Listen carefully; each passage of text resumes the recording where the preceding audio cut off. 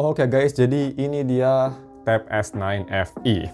Gue udah pakai sekitar hampir 2 minggu dan tapi videonya rilisnya bakal lebih lama, tapi gue udah pakai sebagai hampir 2 minggu dan gue bisa bilang ini sih untuk kuliah dan macam-macam ini kayak yang terbaik deh. Oke, langsung aja kita masuk ke harga dan speknya. Harga sendiri, harga kalian bisa cari sekitar 5,6 jutaan kalau nggak salah untuk yang WiFi only, dan untuk yang 5G di sekitar 6,2 juta. Itu yang varian RAM sebesar 6GB dengan internal storage sebesar 128GB ya. Itu ada microSD support juga. Terus untuk spek sendiri kita langsung cepat aja, dia pakai Exynos 1380, IPS LCD, itu 10,9 inci 90Hz, PPI 249, IP68, jadi sama kayak yang flagshipnya. Speakernya bagus banget, 2 speaker tapi udah bagus menurut gue, USB Type-C 2.0, dan punya baterai sebesar 8.000 mAh baterai, bisa fast charging sampai 45 watt. Oke, nah bagaimana untuk si desain dan displaynya sendiri? Desain sendiri simple banget, buat di belakang sangat simple ya. Ada tulisan EKG, ada tulisan Samsung, pennya taruh di belakang, simple dan elegan.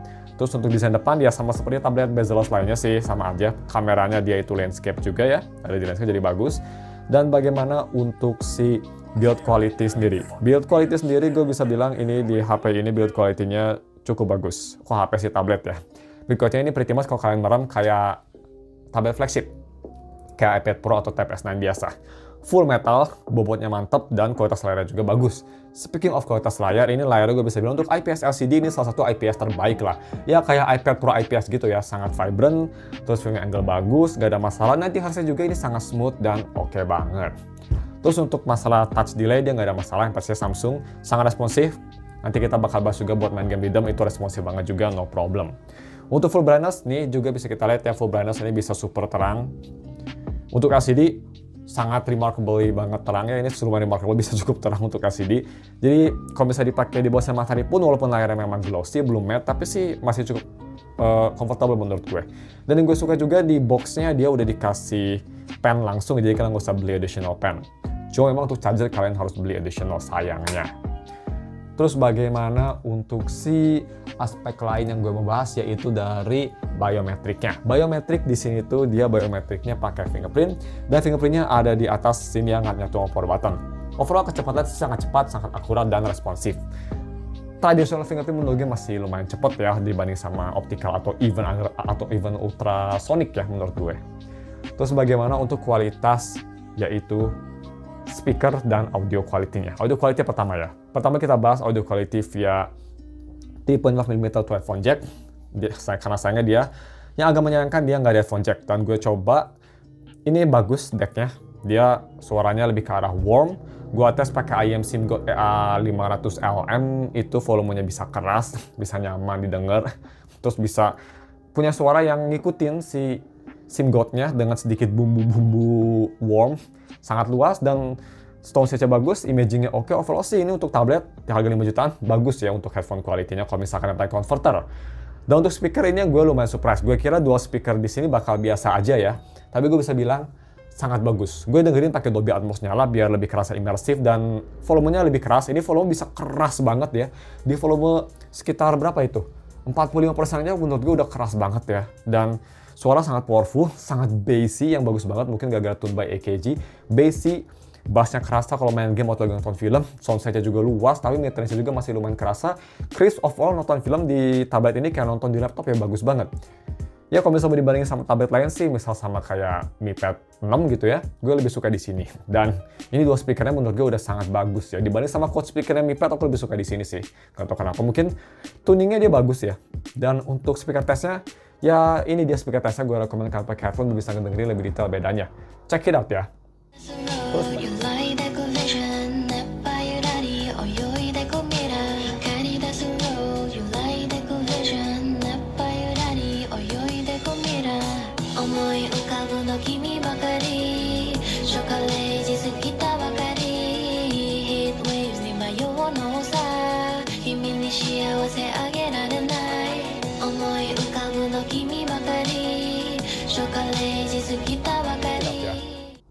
terus bagaimana untuk si kamera quality-nya ini kita bakal cepet banget aja karena kan ini tablet bukan untuk video recording ya. Tapi untuk rear kamera dia itu sebesar 8 megapiksel dan hanya bisa nge-record sampai 1080p. Untuk kamera depan ini di 12 megapiksel dan bisa nge-record sampai 4K 30 fps. Jadi ya kamera depan kalau misalkan pakai buat zoom gitu ya, at least muka lu masih lumayan sharp lah ya, masih lumayan oke gitu. Dan untuk foto ya bisa kita lihat ini beberapa sampel, gue sampel selfie, sampel foto kucing ya, kucing gue, dan overall masih oke lah ya. Terutama untuk scan dokumen juga masih bagus. Ini masih sangat acceptable dan masih oke, masih bagus. Masih bisa dipakai untuk kerja kayak misal scanning gitu. Gak ada masalah lah. Terus bagaimana untuk ini yang agak lumayan lama yaitu dari UI experience sendiri dari si Samsung Galaxy Tab S9 FE.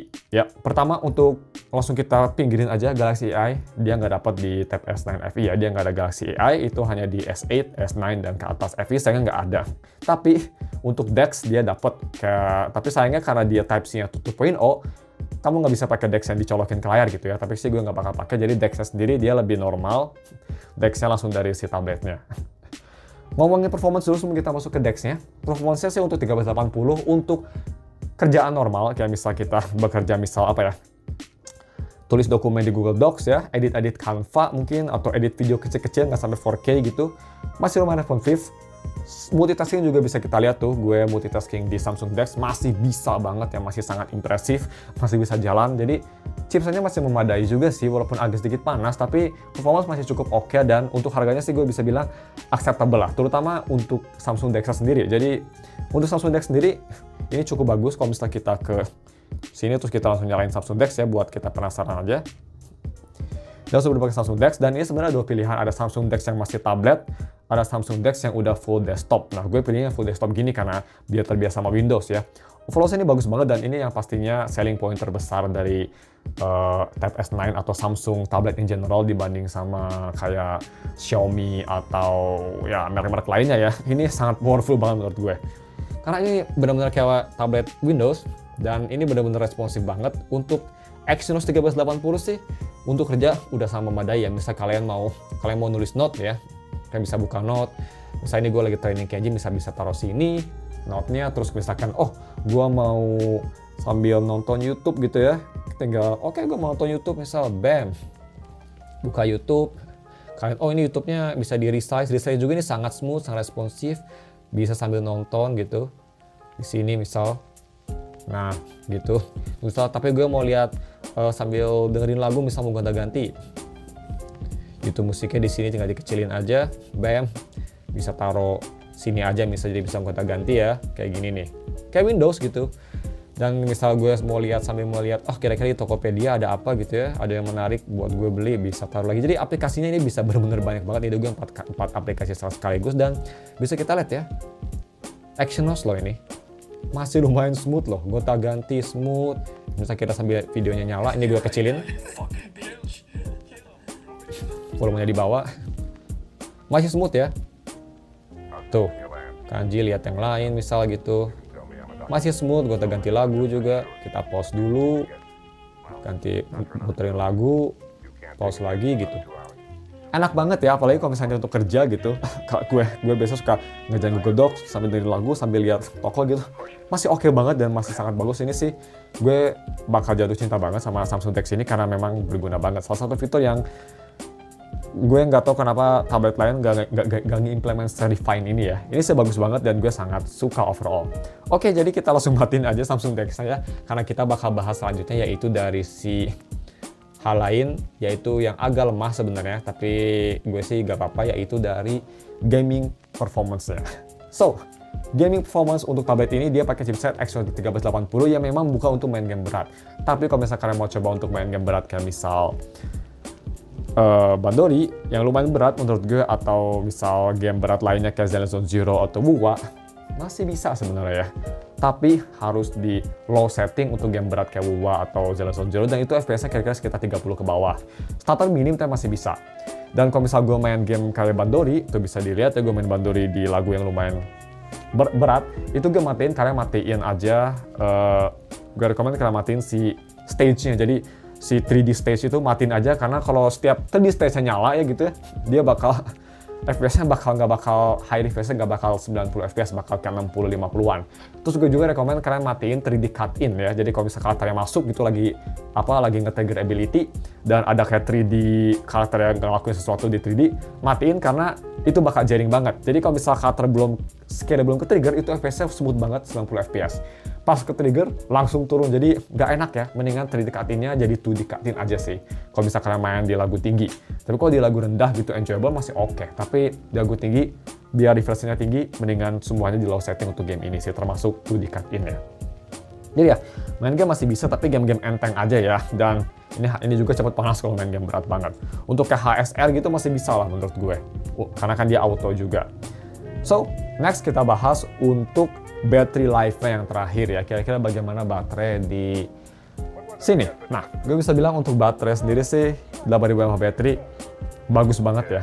Ini sangat tahan karena chipsetnya juga ini bukan chipset yang panas, bukan chipset yang kenceng, jadi nggak butuh power banyak. Ini kalau misalnya light usage sih bisa tahan 3-4 hari ya. Kalau misalkan cuma pakai untuk sosial media bentar, untuk nonton YouTube, ya bisa tahan lama. Untuk productivity, untuk Samsung DeX gitu yang agak demanding, 1,5 hari ya kalau misalnya kalian pakainya agak lama, atau 2 hari maksimal lah kalau misalnya kalian Samsung DeX yang nggak sering-sering, masih oke lah. Kalau misalkan banyak aplikasi, sehari aja udah bisa habis. Karena misal tadi kayak gue ya, Samsung DeX terus buka banyak aplikasi, itu lumayan demanding dan lumayan nyedot. Tapi masih bisa bertahan sehari sih, masih sangat impresif menurut gue. Jadi overall sih menurut gue untuk battery life ini solid banget, gak ada masalah. Karena dia selling point terbesar itu chipsetnya efisiennya, jadi gak nyedot banyak baterai. Jadi ya mungkin cuma segitu aja sebelum kita tutup videonya. Apakah ada kelemahan dari HP ini, atau tablet ini? Kelemahan terbesar menurut gue yang paling gue rasa hanya dari performance aja ya. Mungkin kalau misal next ya Samsung pakai Exynos 1480 tuh yang ada di Galaxy A55, ini mungkin tablet mantep banget ya. All in one. Tapi sayang di 1380 memang kadang-kadang masih kerasa agak sedikit nge-lag ya kalau misal launching gitu. Tapi gue bisa terbiasa sih dan masih acceptable menurut gue like. Tapi ya, Exynos 1480 tuh mirip flagship banget performanya, jadi gue harap sih tablet selanjutnya bisa lebih bagus performanya. Tapi ini sih udah lebih dari cukup. Dan untuk software juga dia bisa disupport sampai 4 tahun, jadi sampai 2027. Jadi buat kalian yang mau beli di tahun sekarang buat kuliah, masih bisa tahan lah kalian sampai lulus S1 at least ya. Jadi overall, gue sih rekomen banget tablet ini kalau misalkan kalian bukan gamer ya, yang pastinya. Kalau misalkan kalian pakai tablet untuk kerja, untuk productivity, untuk nulis-nulis dokumen gitu ya, terutama dokumen. Kalau edit mungkin gue nggak rekomen, mendingan flagship aja. Tapi untuk banyak multitasking, misal tadi kayak gue buka YouTube, terus gue pengen note, pengen Google Docs juga, pengen dengerin lagu di Samsung DeX yang menurut gue sangat powerful di Samsung, gue sih rekomen banget. Dan seperti biasa kalau misalnya kalian mau beli HP ini atau ingin wallpaper yang ada di thumbnail, bukan wallpaper ini wallpaper kucing gue, wallpaper yang ada di thumbnail, gue udah taruh semua linknya di deskripsi. Jadi cuma segitu videonya, jangan lupa di subs. Thanks for watching, kita ketemu lagi minggu depan untuk video-review lainnya. Kalau misalnya kalian mau review gue tablet lain, bisa komen di bawah juga. Thank you, and we'll see you next week for another video. Bye.